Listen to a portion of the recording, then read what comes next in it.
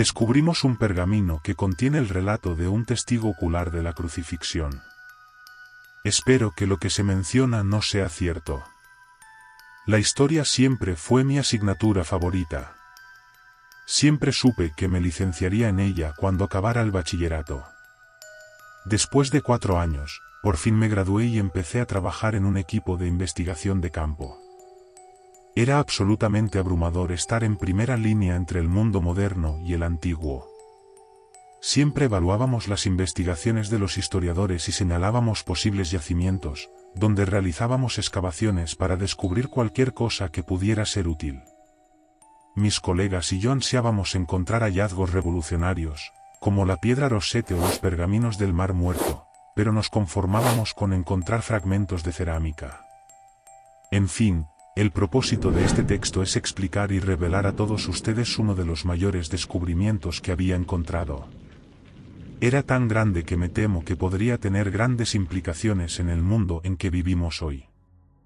Estábamos excavando un yacimiento en la ciudad italiana de Volterra, donde los restos de una antigua villa romana habían sido avistados por unos agricultores que estaban arando los campos. Habían encontrado pruebas de los cimientos y algunas monedas que databan del reinado del emperador Vespasiano. Yo me encontraba en Italia y me llamaron para participar en las excavaciones. Lo que encontramos fueron en gran parte los típicos objetos domésticos romanos, así como algunas armas y muchas infraestructuras dañadas. Era como si la villa hubiera sido destruida por el fuego y hubiera habido aquí una pequeña escaramuza antes de perderse hasta ahora. Con mucho, el mejor hallazgo de este sitio tuvo que ser el pergamino parcialmente quemado, pero perfectamente legible. Sorprendentemente, había sobrevivido todos los años bajo tierra y ningún efecto de la humedad le había dado señales de deterioro. Estaba escrito principalmente en griego y todos estábamos ansiosos por traducirlo. Algunas palabras no quedaban suficientemente claras, ya que el autor debía de tener una escritura desordenada. Inmediatamente lo enviamos a un experto para que lo examinara y descifrara correctamente, y para que el pergamino se conservara como es debido. Tendríamos que esperar unos meses antes de tener noticias de los investigadores sobre el contenido del pergamino. Los meses se fueron convirtiendo poco a poco en años, y pronto olvidé todo el entusiasmo que había sentido por los pergaminos. Casi me había olvidado de ellos, hasta que me invitó a una conferencia especial el profesor encargado de leerlos y estudiarlos. La emoción había vuelto a encenderse en mí y estaba seguro de que íbamos a ver en exclusiva el contenido del texto. A la conferencia solo asistimos yo y otras 10 personas que estaban presentes en la excavación. Nos dio a todos copias impresas, en inglés, del texto completo para que lo leyéramos con tranquilidad antes de resumir rápidamente de qué trataba el pergamino. Al parecer, fue escrito por un romano llamado Gratus. En él, básicamente da un testimonio ocular de la crucifixión de Jesucristo. Esto era definitivamente bastante grande. Fue fechado con carbono para ser de origen de al menos 80 AD, por lo que la viabilidad de que el autor estuviera presente en la crucifixión era bastante alta. Ha habido muchos otros relatos de la pasión de Jesús contados a través de fuentes menos fiables y escritos mucho más tarde, en siglos posteriores. Solo había una fuente fiable de la vida de Jesús y era el Evangelio de Juan, que fue escrito por uno de sus propios discípulos. Posiblemente tendencioso, pero al menos fue escrito por un testigo ocular. Estos pergaminos eran muy interesantes, señaló el profesor, ya que fueron escritos por alguien que no estuvo presente con Jesús y que no tenía ningún vínculo con su ministerio. Es básicamente el relato de un romano que estaba supervisando toda la crucifixión, y los extraños sucesos que presenció a través de su ojo de no creyente. El profesor insistió en que era muy interesante y que podría ser un gran hallazgo y una fuente externa a la Iglesia sobre la vida de Jesucristo. Estaba más decidido que nunca a leerlo. Cuando volví a casa, me puse a leerlo. Solo tenía 6 páginas a 4, así que pude leerlo todo de una sentada. No podía creer lo que estaba leyendo. Las cosas que este Gratus estaba diciendo. Debía de estar muy en contra de los cristianos en la época en que lo escribió, basándome en la naturaleza suplicante de su escrito para que el lector le creyera, era veraz. Tuve que volver a leerlo.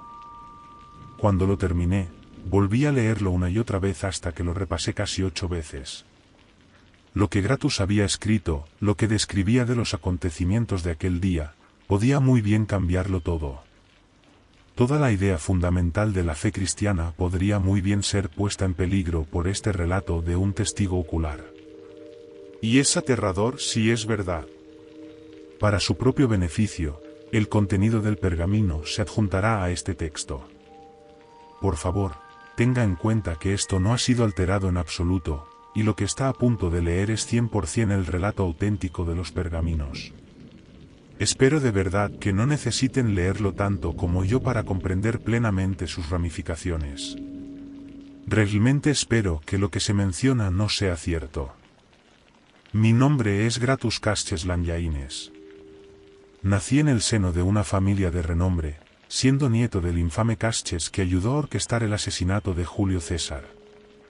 Éramos una familia patricia, con mi padre Quinto, un renombrado general y senador con una vasta cartera de activos agrícolas repartidos por todo el imperio, como modelo a seguir. Él y mis 2 hermanos mayores tenían una importante presencia en el Senado. Obviamente, mi destino era seguir sus pasos y continuar con las tradiciones centenarias de mi familia, y con el tiempo llegar a formar parte también del Senado. Mi sueño siempre fue ascender al cursus honorum y convertirme en cónsul de Roma. Aunque solo fuera por un mandato. Sería lo más cerca que podría estar del poder del emperador. El propósito de este trabajo no es describir el mundo romano ni a mi familia. Tampoco pretendo alardear de muchas hazañas y logros durante mi época. Deseo relatar un hecho muy significativo que ocurrió cuando yo era un tribuno de 23 años en Siria. Uno de los primeros pasos que cualquier patricio romano debía cumplir para ascender al cursus honorum era servir algún tiempo como tribunus laticlavius. Básicamente, esta función tenía una duración de 3 años, en los que debía trabajar estrechamente con el legado de la legión y ser el segundo al mando. Una vez concluido este periodo, podía regresar a Roma para convertirme en questor y empezar a desempeñar oficialmente un papel en el Senado.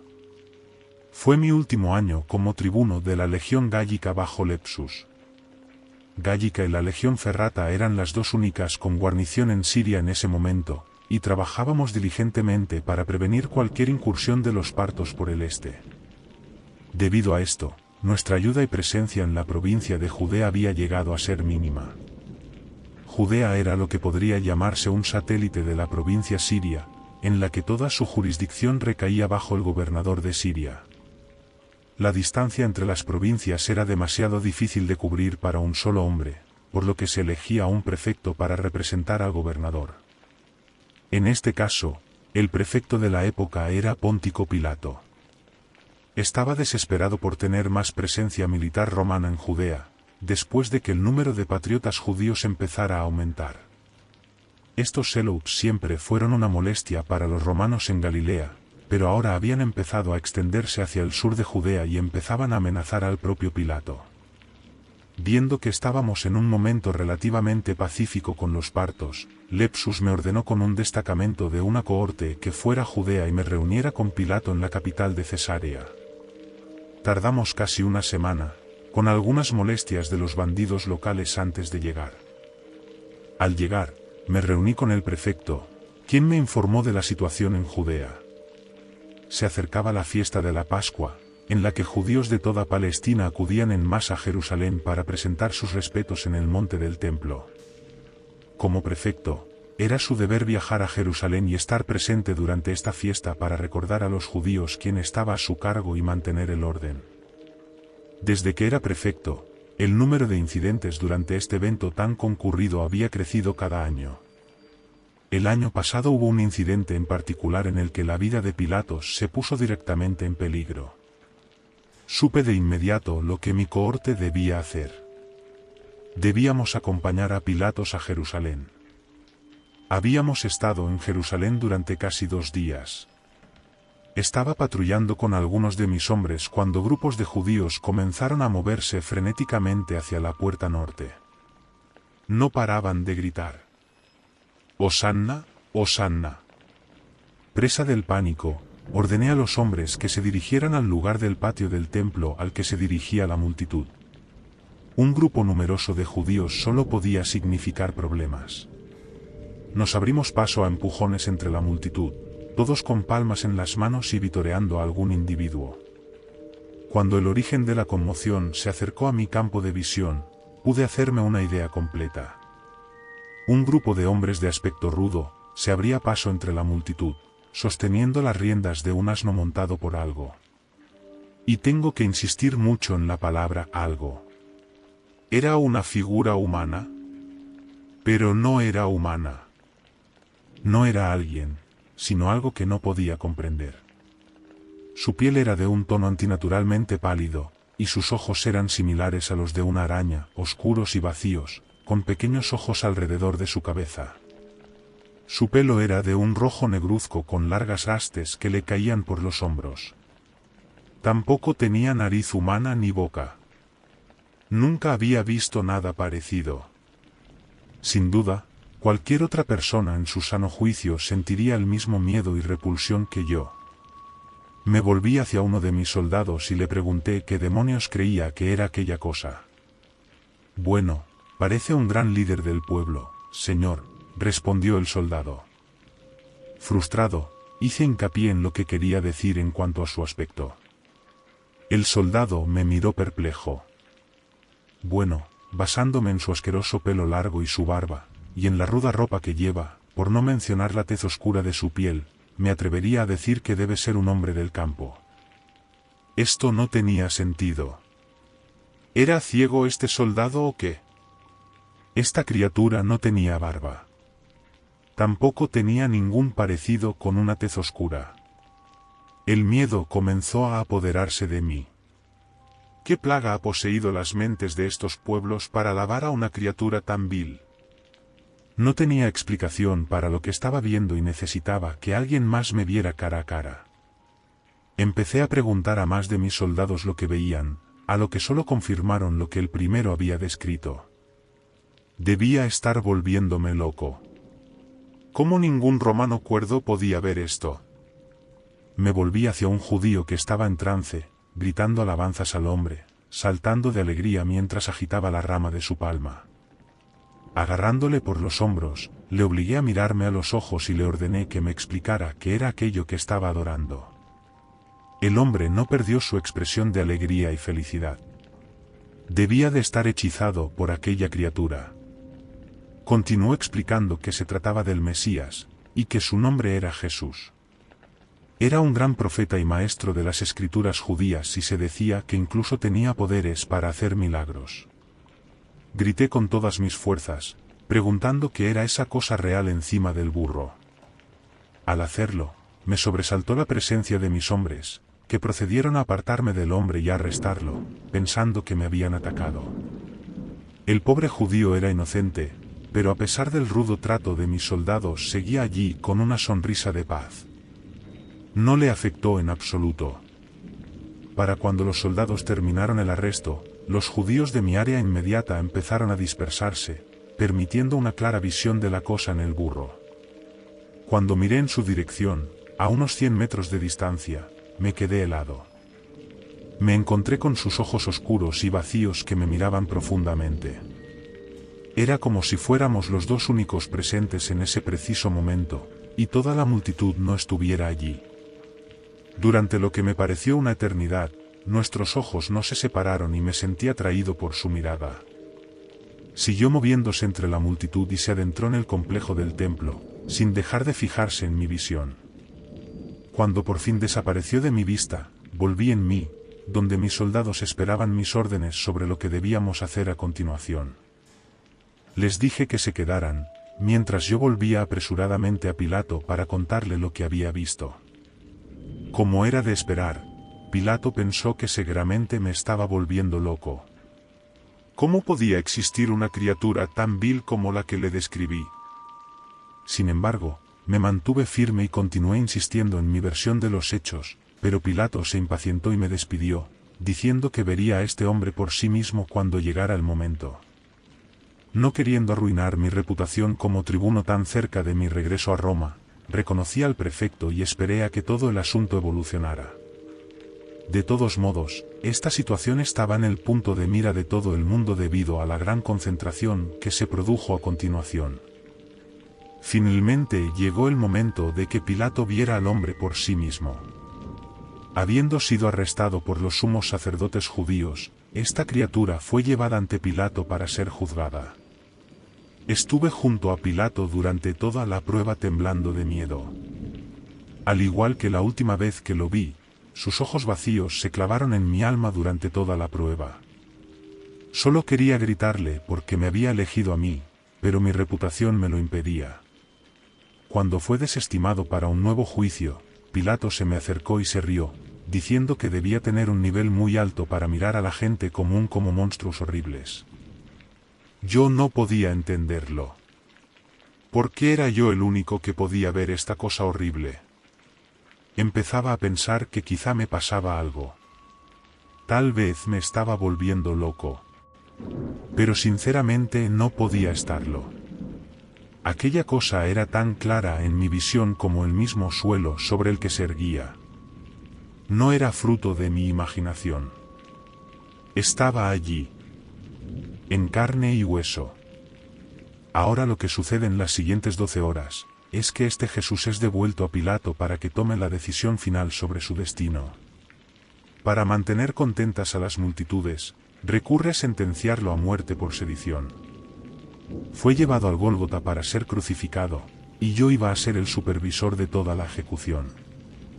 Durante todo el calvario de llevar la cruz por las calles, este Jesús no aflojó el agarre de su mirada sobre mí. Ya fueran sus ojos frontales o los de la nuca, siempre estaban fijos en mí. Cuando llegamos al lugar de la crucifixión, empezamos a colocarle en la cruz. Tenía miedo de acercarme demasiado, pero el deber me lo pedía. Lo colocamos en la cruz y agarré uno de sus pálidos brazos para clavar su palma en la cruz. Fue entonces cuando oí una voz extraña en mi cabeza.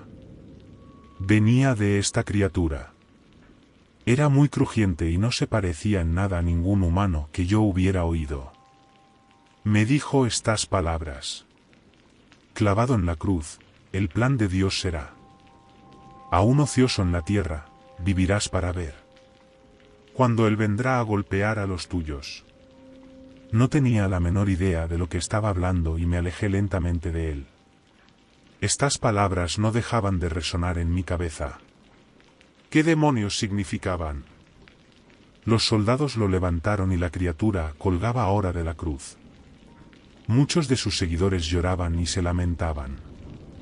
Una mujer en particular, que me enteré era su madre, estaba absolutamente destrozada al ver a su hijo colgado en la cruz.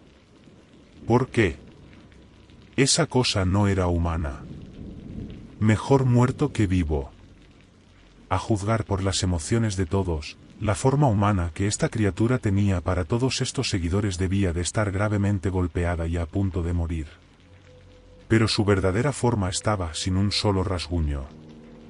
Seguía allí, tan viva como siempre, con esos malditos ojos horribles clavados en mí. Pasaron 6 horas, y la forma humana de la criatura dejó escapar un grito y algunas palabras que no pude escuchar ya que yo no formaba parte de los atrapados. Murió. Pero el monstruo con el que ya me había familiarizado demasiado, seguía vivo. Algunos seguidores cercanos bajaron el cuerpo y lo llevaron a una tumba. Todos los presentes estaban profundamente deprimidos y disgustados por haber perdido a un modelo tan inspirador.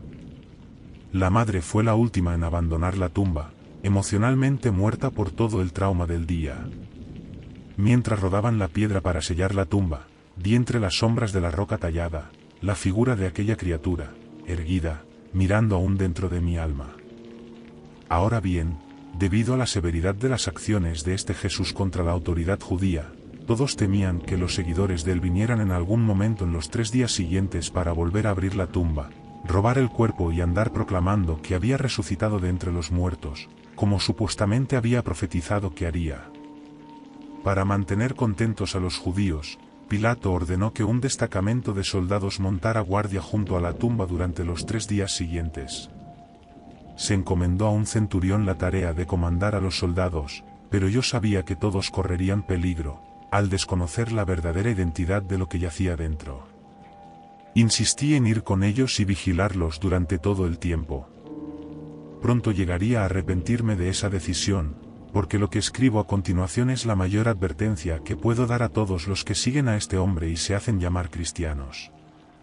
Había llegado el tercer y último día de nuestra guardia y estaba oscuro en mitad de la noche.